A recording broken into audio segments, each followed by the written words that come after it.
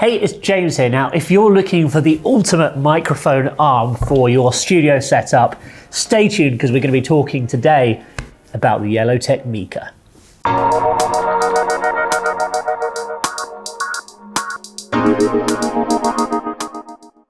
Hey, I'm James, and if you're new to this channel, I like to talk about radio and podcasting, and frequently I'm doing equipment reviews like the one today. So remember to hit that subscribe button and turn on your notifications so you're always updated when new content is delivered to the channel. Now, today, I quite often get asked in the comments, which microphone arm do you use? And I'm very lucky because at home, and we have a couple here at the office as well, I use this arm, which is the YellowTec arm, and it's part of the product series called Mika. Now this actually forms one part of a whole kind of range of studio fixing gear. So they have monitor stands, they have stands for your scripts, they have arms where you can mount cameras, and this is available in black or silver.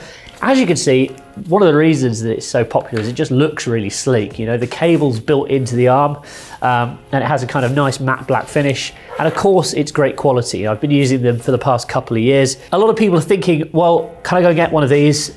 Word of warning is these are pretty expensive. So I think this one retails around £300, about $300 US. Not on top of that, you don't just get the arm, you then have to go and purchase some way to fix it. So in this example, I've got the table clamp, which obviously just clamps onto the table, which works really, really well. But you can also buy various different attachment options. So you can buy one that you actually drill through the table, you can buy one which mounts flush with the surface of the table.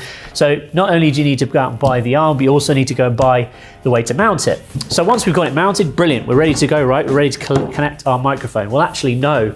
Because despite the fact that you're spending £300 on a microphone arm, you don't get a connector on the end, which I couldn't believe when I got these. We ordered 3 of them a while ago, and they all came, and obviously just imagine the cable just with bare ends on it. You need an XLR in order to connect your microphone. I don't understand why they don't provide one of these, because what other device, what else are you going to connect apart from an XLR microphone? So why don't they just put an XLR cable on the end of it, or an XLR connector? I don't know. Someone asked me, how do you fit this on? Now, I personally haven't done any soldering since I was in school, so I didn't really want to give it a go. What I did do, I went to kind of a couple of local guitar repair shops, so like the kind of places where they fix musical instruments. They're always going to have someone who has a little workshop out back who knows how to solder plugs on. And so I just actually bought these plugs. These are Nutric jacks, which is like the best quality XLR connectors you can get. So I bought both ends for this, and obviously we bought them for the other ones, and we paid to have these soldered on for us.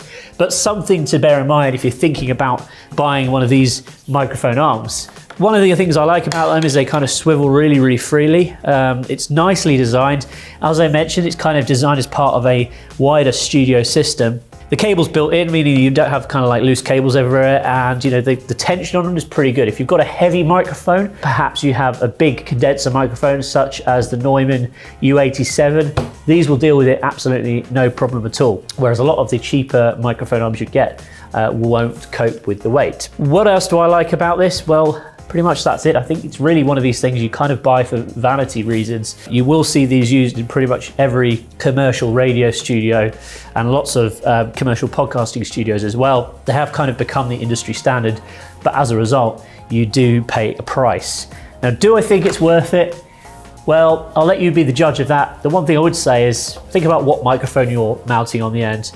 If your microphone is worth less than the arm itself, then I would say probably go for a cheaper arm, a Rode PSA1, which is like $80, I think, or even one of the KLM arms will be a more budget-friendly option than the YellowTec.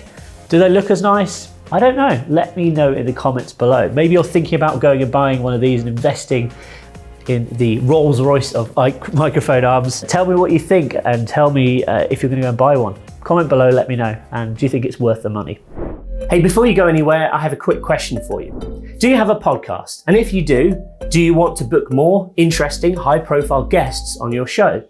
Well, if you answered yes to either of these questions, I'd love to invite you to come and join our community over at matchmaker.fm. Matchmaker is a service that connects awesome podcasts just like yours with incredible and high-profile guests that make for really interesting conversations. It's really straightforward to get started and completely free to sign up. Just connect using your LinkedIn, Facebook or Google account, and then you can begin connecting with guests based on their area of expertise, location and much more. If you haven't checked it out already, go to matchmaker.fm, get started. It's just like Tinder, but for podcasters.